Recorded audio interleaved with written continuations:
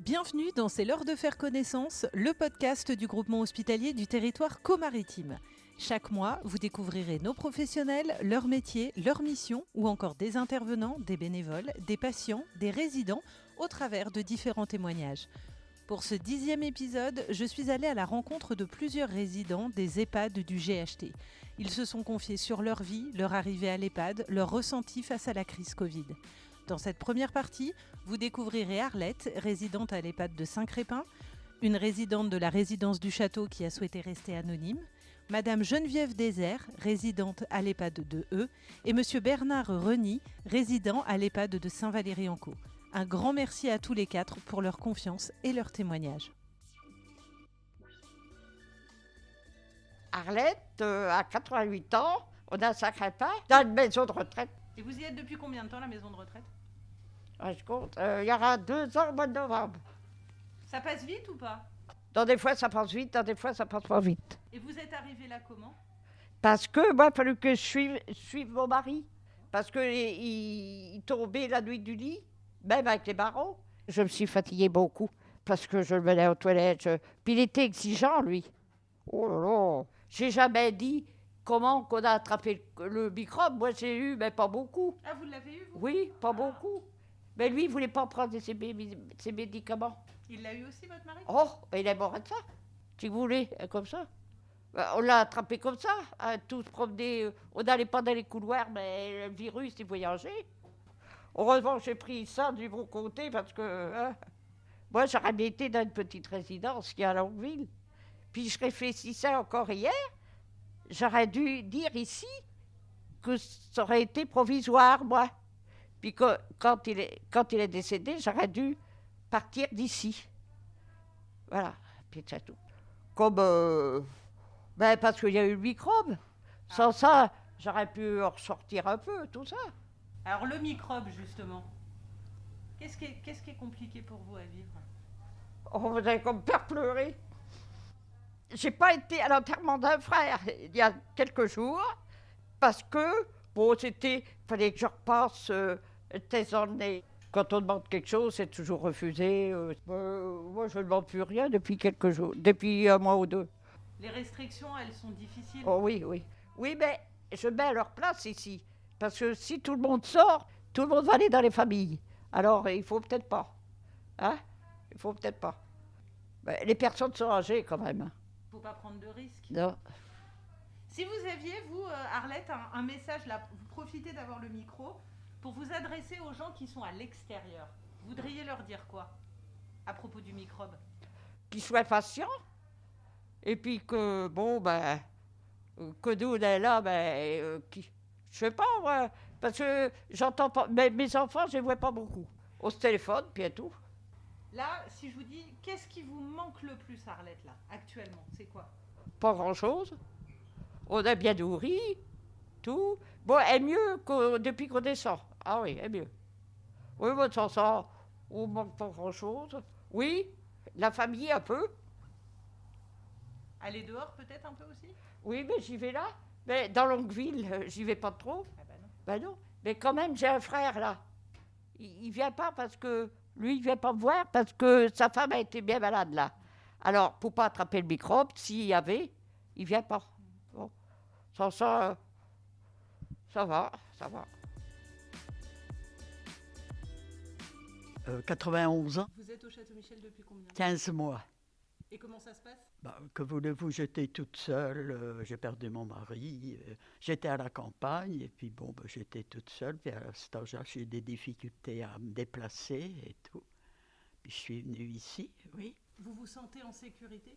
Plutôt oui, parce qu'à la campagne, isolée, à cet âge-là, puis j'y ai réfléchi, et puis je suis venue là, je suis toute seule. Moralement, comment ça va ? Ça va mieux, mais pendant un moment, j'étais pas... il faut quitter sa maison, malgré tout. Ça fait un changement de vie, si vous voulez. J'avais perdu mon mari il y a 3-4 ans. Justement, il avait été malade avant et tout. Puis la vie à la campagne, quand on est âgé comme ça, qu'on ne peut plus se déplacer, c'est pas marrant non plus. Bon, c'est une décision que j'avais prise, mais ça fait un changement de vie quand même.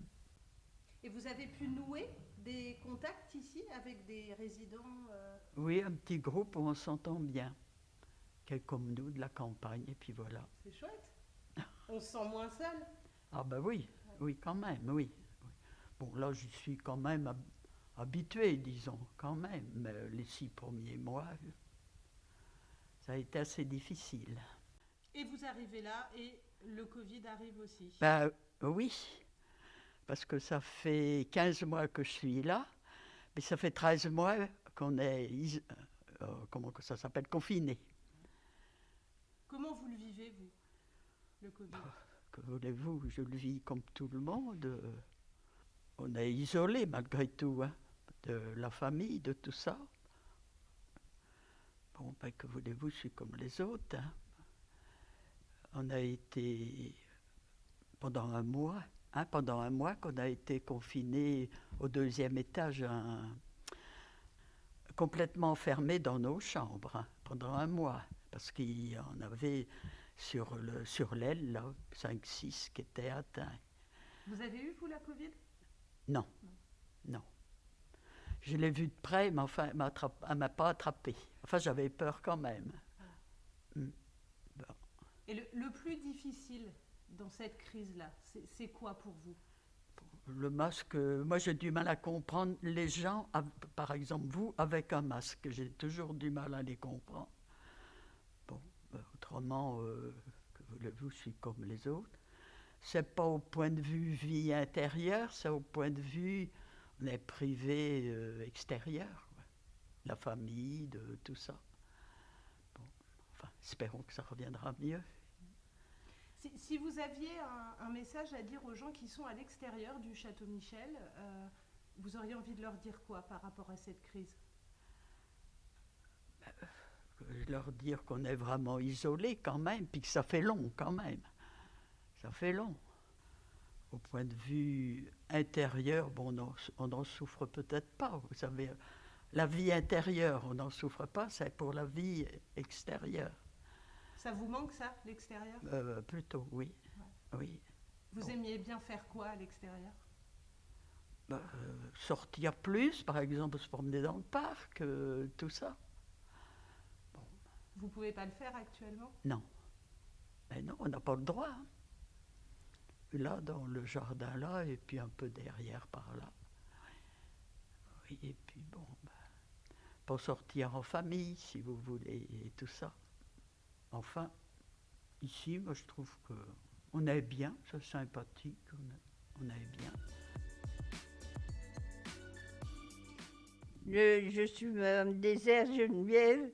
Vous avez quel âge, Madame Désert? 110 ans. Oui, c'est moins, mais enfin, moi, je dis toujours 110 parce que c'est plus facile. Et alors, maintenant que vous êtes ici, comment ça se passe? Au commençant, ça a été dur. Mais j'ai vu qu'ils étaient gentils et puis tout.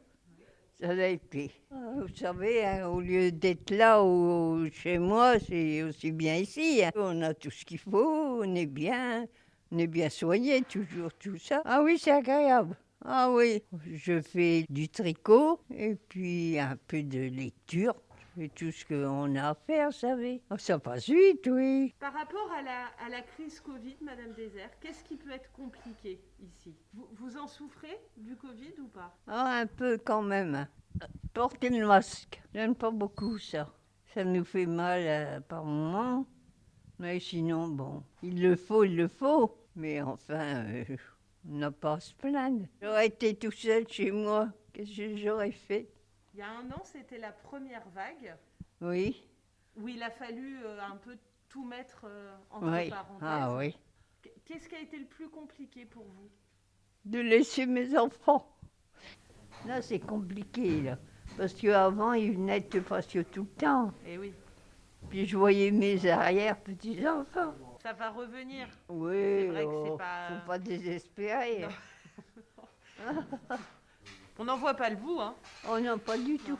On en a marre un peu. Oui, Hein? oui, beaucoup. Avec ce micro-là, vous voudriez leur dire quoi à vos enfants? Que je les aime tous. là, je vous dis, bon, voilà, vous avez ce micro pour passer un message aux gens à l'extérieur de la maison de retraite. Vous voudriez leur dire quoi aux gens? Ben, qu'ils ne se gênent pas, qu'ils viennent, qu'on est bien, on est bien nourris. Tout ça. Hein, mais enfin, on n'a pas à se plaindre. C'est important, ça, Oui, de se sentir bien où oui, on est. bien. Ah oui. Les gens sont gentils avec moi. Est-ce qu'il y a des choses, une activité que vous aimez bien? Moi, j'aime bien tout, vous savez. J'aime bien les gens qui sont gentils, tout ça. Et ceux qui ne sont pas gentils, ben, on les envoie promener, puis c'est mieux. Il y a une chanson que vous aimez bien, Madame Désert? J'ai dit beaucoup Edith Piaf. Rien, rien de rien. Non, je ne regrette rien. Car ma vie. Et après, Merci beaucoup. moi, ça m'a fait plaisir. Ah, ben c'est gentil. Plaisir partagé. Voilà. Oui, oui, ça m'a fait plaisir. Merci. Bonjour madame, je m'appelle monsieur Rudy Bernard, 80 ans. On est à l'EHPAD de Saint-Valery-en-Caux. Vous y êtes depuis combien de temps? Depuis 6 mois, Vous êtes arrivé là comment? en ambulance. Je suis arrivé ici parce que j'ai le col du fémur qui a cassé. Et puis par la suite, je suis allé à Dieppe pour me réconforter. Et puis ça n'allait pas. Donc par la suite, je suis arrivé à l'EHPAD de Saint-Valery-en-Caux. Parce que j'étais seul à la maison. J'aurais pas pu arriver dans mes toilettes avec mon fauteuil. Donc j'ai préféré prendre une décision de venir à l'EHPAD de Saint-Valery-en-Caux. Pour votre sécurité. C'est exactement. En 98, j'avais subi une opération de l'anévrisme à l'aorte et ils m'ont touché la moelle épinière et du coup c'est encore la jambe gauche qui a pris. Alors j'ai toujours du mal de fonctionner sur ma jambe gauche. Je me sens très bien ici, le personnel est charmant, allez, je vous le dis franchement, il est très charmant, je suis très bien ici. On s'occupe très bien de moi et je fais même des efforts parce que le matin je me lève tout seul, je m'habille tout seul, vous voyez, je fais ma toilette tout seul. J'essaye d'embêter le personnel le moins possible. Je pense pas que vous l'embêtiez. Pour qu'ils gagnent du temps chez les autres, parce qu'ils ont beaucoup de travail ailleurs, hein. Croyez-moi, ils ont du mérite. Hein. Ça m'a redonné le moral. Ah oui, oui. Oui, parce qu'ici, je peux tomber ou je ne sais pas ce qui peut m'arriver. Hein. Mais on est là pour s'occuper de moi. Hein. L'animation est très bien aussi. On a du personnel, Stéphanie qui s'occupe de nous. Oh là là, très très bien. Et vous le vivez comment, vous, cette vie, avec toutes les restrictions, du coup, que le virus nous impose? Qu'est-ce que vous voulez, il faut bien s'y faire. Hein. Là, on a droit à une demi-heure de visite.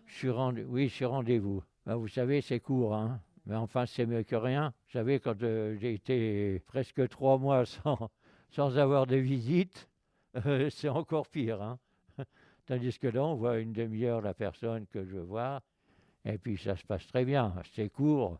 Alors, vous savez, on fait avec. Hein. Qu'est-ce que vous voulez faire? Alors justement, si vous aviez un message à dire aux gens qui sont à l'extérieur de l'EHPAD, vous leur diriez quoi?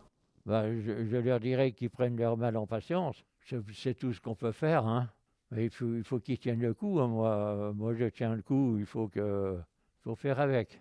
Il n'y a pas de problème. Et à vos proches qui pourraient écouter cet épisode-là? Je leur dirais qu'ils attendent comme moi, quoi. Il faut qu'ils prennent leur mal en patience. Vous êtes courageux, monsieur René? Oui, je suis très, très courageux. Oui. J'accepte tout ça, moi, vous savez. On s'y sent bien ici. C'est magnifique. Je ne peux pas vous dire autrement, c'est magnifique.